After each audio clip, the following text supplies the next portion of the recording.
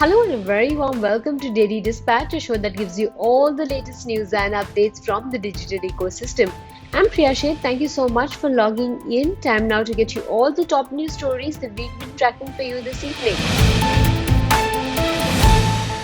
Well, first up, venture debt fund Stride Ventures has disbursed over 200 crore rupees across 10 deals that were sanctioned in 2021.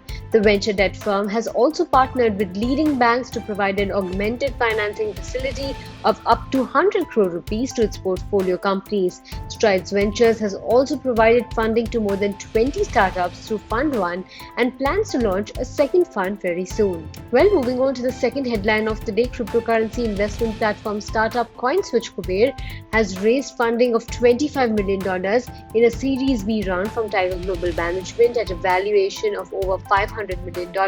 The platform now has over 4.5 million users in India and recorded $5 billion in transaction volume in March 2021. The company plans to onboard about 10 million users this year. Well, Ola Electric has announced the launch of an EV hypercharger network. It aims to create the world's largest two-wheeler charging network to build over 1 lakh charging points across 400 cities in 5 years. Well, moving on to the final headline of the day, American private equity firm Warburg Pincus has bought a significant minority stake in third-party on-campus student accommodation service provider Good Host Spaces.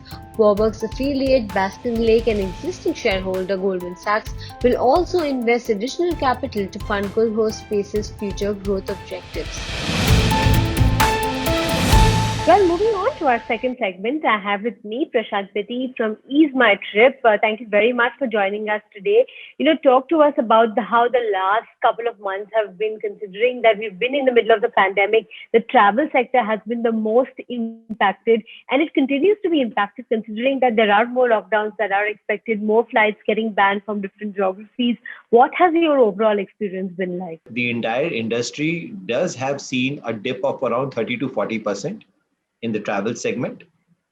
This dip has started coming from April month onwards. In the month of March, we could still see the industry was seeing a stabler number, but starting April onwards, we have seen a dip of 30 to 40% in the entire. I want to talk to you about the specific segments that you operate in, and I understand that Ease My Trip is present across different pockets of travel. So within these pockets, which are the pockets that have been doing well for you? Well, again, I will talk about the industry. And at the industry level, basically, we have seen the industry seeing minimal hit on train yet. On the train segment, the numbers have not fallen as drastically as for the air. The bus is doing all right. Hotel booking has definitely taken a hit. Flight is around 30% lower than what it was before. When you look at your numbers until December 2020, it was a time when people had just started traveling once again after the first lockdown. So was December a period where you all really made up for the kind of losses that you all did, or the lack of business that you all had in the previous months? See, Ease My Trip is a very unique company amongst all OTAs. In last 13 years of our existence, we have always been profitable. Our FY20 EBITDA was around 49.9 crores. However, our EBITDA for the last 9 months of FY21, which is March 2020 till 31st December 2020, was itself 43.3 crores.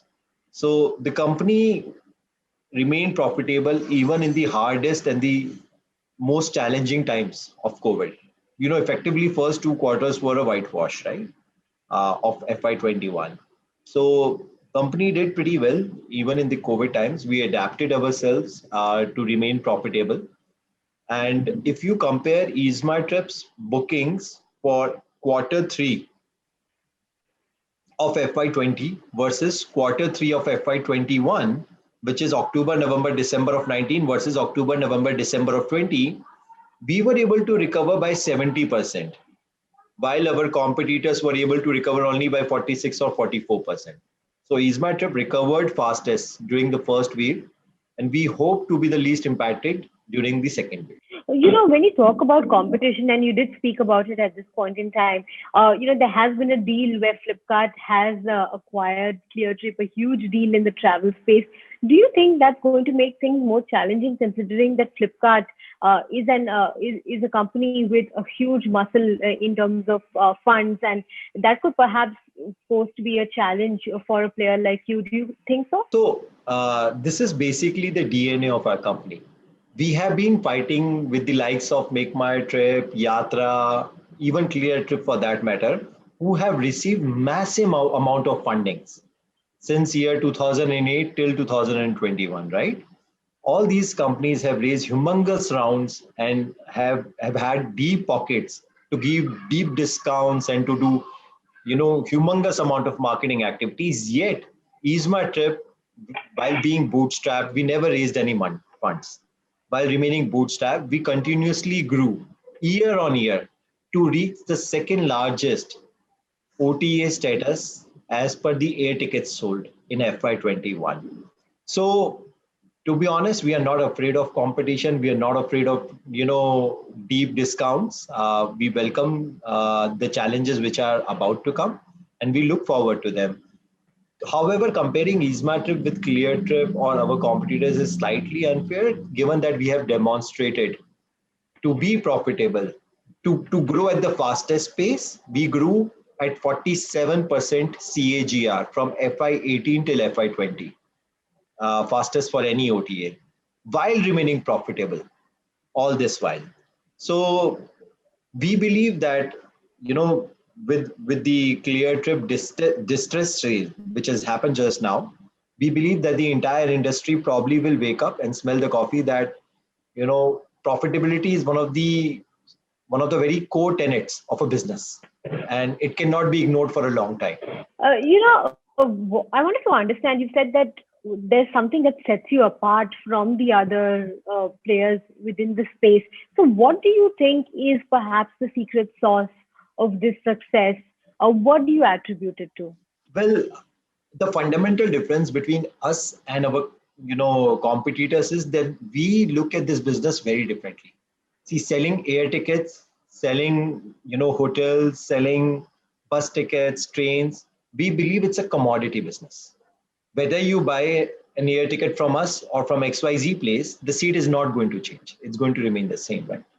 So at the heart of our company, we believe that in a commodity business, you don't have to do active marketing. All you have to do is bring your cost down so that you can keep your prices as the lowest. While our competitors are very marketing driven companies.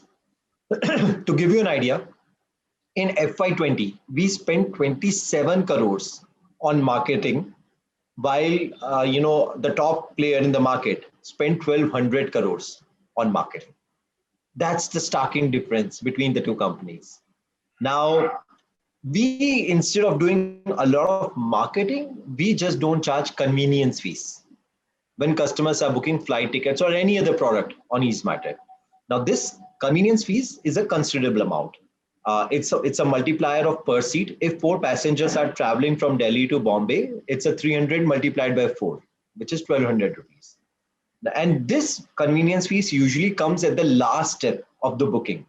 You fill in your name, you fill in your detail, you select the meal, you select your seat, you put in your mobile number and everything. And then on the payment page, customer sees an additional kick of 1200 rupees. And many times they feel cheated.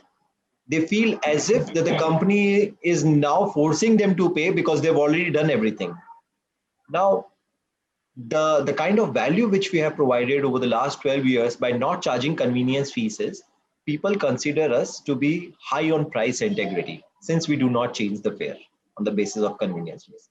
And hence people have realized that there is no point playing this game of hunting for discount coupons and they end up paying convenience fees at the last stage. They just come to EasyMart, not pay convenience fees and move on with their lives.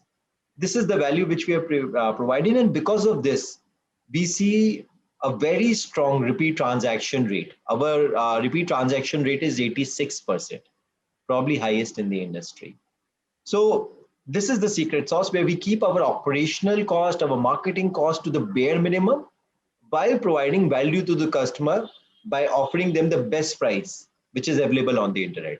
because of which we have been consistently growing at 50% year on year and have been catching up on the market share. When you look forward in 2021, I wanted to understand if international travel is not seeing too many takers, flights are not operating within countries, and even domestically, people are only traveling as and when necessary. How will the revenue mix really change in the coming year? What do you see as the revenue mix for the rest of the financial year? See, again, there are a lot of learnings from the past year.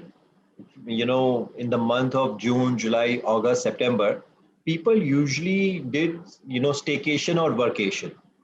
People would travel to a nearby place, will stay there for a month. So the bookings for villas, bookings for apartments for a longer duration.